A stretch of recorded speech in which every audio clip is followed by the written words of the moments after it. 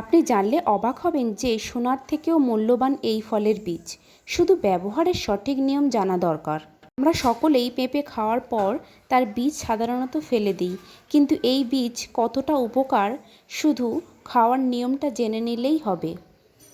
বিশেষ করে পুরুষের জন্য উপকারী এই বীজ। কখন খেতে হবে, কিভাবে খেতে হবে, এই সবই জানাবো এই ভিডিওর মাধ্যমে। পেঁপের বীজের সঙ্গে একটু মধু মিশিয়ে খেলে পেট পরিষ্কার হয়। পেটে ব্যথা থাকে এবং গলায় ব্যথা থাকে, তারা এতে উপকৃত হতে পারেন।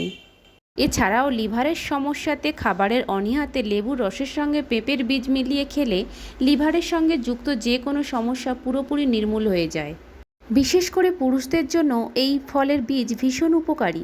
যেসব পুরুষেরা প্রজনন ক্ষমতার কম, তারা এই বীজ সেবন করতে পারেন। এতে প্রজনন ক্ষমতা বৃদ্ধি পায়। আর ছোটোখাটো সর্দি জ্বর তো কাছেই ঘেঁষবে না এই ফলের বীজ একবার সেবন করলে।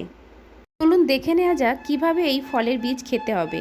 পেঁপে খাওয়ার পর এর বীজগুলি ভালোভাবে ধুয়ে নিয়ে হালকা হাতে থেঁতো করে 1 গ্লাস জলে মিলিয়ে পান করলে এর উপকার পাবেন। গর্ভবতী মহিলা বাদ দিয়ে সবাই এটা পান করতে পারেন। সকালে কিছু খাওয়ার পর পান করতে হয়। লাগাতার 1 সপ্তাহ পান করলে আপনার শরীরে অনেক রোগের হাত থেকে রক্ষা পাবে। সর্দি কাশি তো আপনার কাছেই আসতে পারবে না, কোষ্ঠকাঠিন্য দূর হবে।